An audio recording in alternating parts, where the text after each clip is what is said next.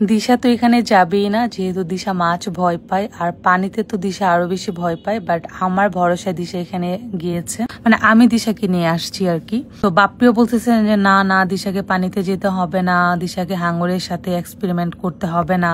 But তারপর আমি দিশাকে নিয়ে আসলাম, আর দিশা তো ভয়ে চিৎকার চেঁচামেচি করতেছিল, আমি ওকে সাহস দিচ্ছিলাম। আর আমি বলতেছিলাম তুমি শুধু উপরের দিকে তাকিয়ে থাকো, ভাববা যে নিচে কিছুই নাই, শুধু আমি আছি। বাট তারপরে মানে সে মনে মনে ধরে রাখছে যে না, অনেক কিছু আছে, সে ভয় পাচ্ছে।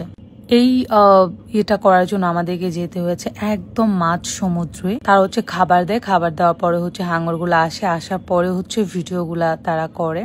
টোটালটাই হচ্ছে রিয়েল, মানে এখানে ফেক কোনো কিছুই নেই। তো আমার মনে হচ্ছে যে না, আমি যেহেতু এত দূর এসেছি, আমি এই জায়গাটায় যাব এবং এই জায়গাটায় গিয়ে হচ্ছে তাদের সাথে আমি টাইম স্পেন্ড করব। যাই হোক, তো দিশাকে আমি টেনে টুনে কোনো রকম, ওকে বেশিক্ষণ রাখতে পারিনি, অল্প একটুখানি ছিল।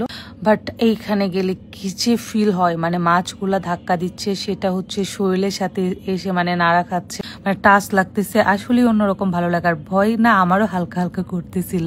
যাই হোক, দিশাকে দিয়ে দেন হচ্ছে আমি একা একা চলে আসলাম। আর এখানে হচ্ছে আপনি ড্রোন ভিডিওগুলো একাও করতে পারবেন, আবার হচ্ছে দুইজন কাপল মিলেও করতে পারবেন। দুইটার জন্য আপনাকে দুইভাবে চার্জ দিতে হবে। আর ড্রোন ভিডিওর চার্জ হচ্ছে আলাদা হয়। লাইক আপনি নর্মালি তাদের সাথে যখন যাবেন তখন একটা চার্জ আপনাকে দিতে হবে, আর ওইখানে গিয়ে যদি আপনারা ড্রোন ভিডিও করেন দেন আপনাকে এক্সট্রা চার্জ দিতে হবে। আর নিজে ভিডিও করলে সেখানে আপনাকে কোনো ধরনের কোনো চার্জ দিতে হবে না।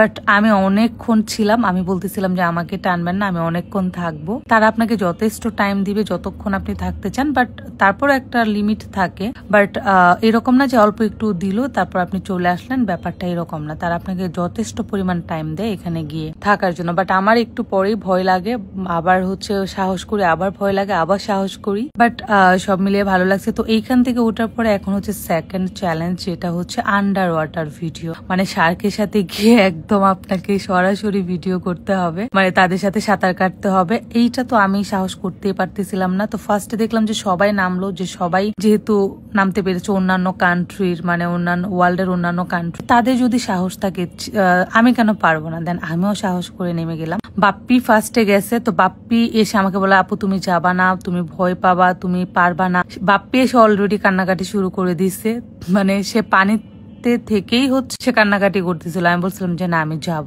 তো বাপ্পি নিষেধ শুনেও হচ্ছে আমি এখানে গেছি। বাট এইখানে আসার পর আপনাকে হচ্ছে হাত নাড়া করা যাবে না, মানে হাত নাড়া দেওয়া যাবে না, কজ আপনার হাত কেটে যেতে পারে, তখন প্রবলেম হয়ে যাবে। বাট আমি ভুল করে হাত একটু নাড়া দিয়েছিলাম। যাই হোক, তারপর আমাকে সাথে সাথে তারা অ্যালার্ট করে দিয়েছে। দেন আমি হচ্ছে খুব সুন্দর করে ভদ্র মানুষের মতো হচ্ছে তাদের সাথে সাঁতার কাটতেছি।